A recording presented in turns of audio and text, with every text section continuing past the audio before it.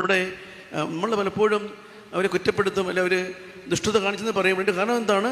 അവർ ദൈവത്തിൻ്റെ ആത്മാവ് നയിക്കാത്തത് കൊണ്ടാണ്. അസമാരി പഠിക്കുന്ന സമയത്ത് പലപ്പോഴും എന്നെ ഒരു ചിന്തയിൽ എന്നെ വേദനിപ്പിച്ച സംഭവമാണ്. ഒരിക്കലൊരു ഓർഫണേജ് പോയി. ഞങ്ങളിങ്ങനെ ബ്രദേഴ്സിനെ വിടും. ഇങ്ങനെ ഉടുപ്പിട്ട കാലത്ത് ഞങ്ങളിങ്ങനെ ഒരു ദിവസത്തേക്ക് ഇങ്ങനെ പോയതാണ്. ഞങ്ങൾ ഡീക്കന്മാരുണ്ട്, സബ് ഡീക്കന്മാരുണ്ട്, അല്ലാത്ത ബ്രദേഴ്സിലാണ്. ഞാനും ഉടുപ്പിട്ട ഒരു ബ്രദറാണ്. അവിടെ ചിലപ്പോൾ ഒരു അമ്മച്ചി ആ ആലയത്തിലുണ്ട്, ആ അനാഥാലയത്തിലുണ്ട്. ഈ അമ്മച്ചിക്ക് 6 ആൺമക്കളുണ്ട്. അമ്മച്ചിയുടെ ഈ 6 ആൺമക്കളും എൻജിനീയേഴ്സാണ്. ഞാൻ കേട്ട കഥയല്ല, ഞാൻ കണ്ട കാര്യമാണ് പറയുക. ഈ അമ്മച്ചിയുടെ 6 മക്കളും എൻജിനീയേഴ്സാണ്. പക്ഷെ അമ്മച്ചി അനാഥാലയത്തിലാണ്. ആ അമ്മച്ചി ഈ 6 മക്കളെ എൻജിനീയർമാരാക്കാൻ എന്തോരം വേദനിച്ച് കാണും.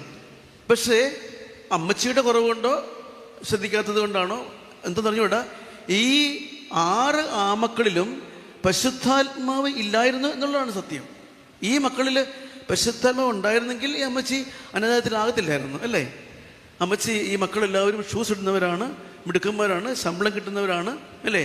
പിന്നെ കാറുള്ളവരാണ്, ടൈ കെട്ടുന്നവരാണ്, എല്ലാം ഉണ്ട്. പക്ഷേ ആത്മാവ് മാത്രമില്ല.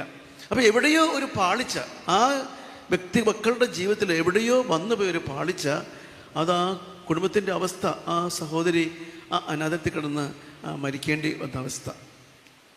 സ്നേഹമുള്ളവർ, നമുക്ക് നമ്മുടെ ഇവിടെ ആയിരിക്കുമ്പോൾ പരിശുദ്ധ അമ്മയിൽ നിറഞ്ഞ പരിശുദ്ധാത്മാവ്, പരിശുദ്ധ അമ്മയെ അഭിഷേകിത പരിശുദ്ധാത്മാവ്, അഭിഷേകം കിട്ടുമ്പോഴേക്ക് പുതിയ ഹൃദയവും പുതിയ ആത്മാവും പുതിയ ചൈതന്യം തരുന്ന പരിശുദ്ധാത്മാവ് നിറയാൻ നമുക്കൊന്ന് സ്തുതിച്ച് പ്രാർത്ഥിക്കാം.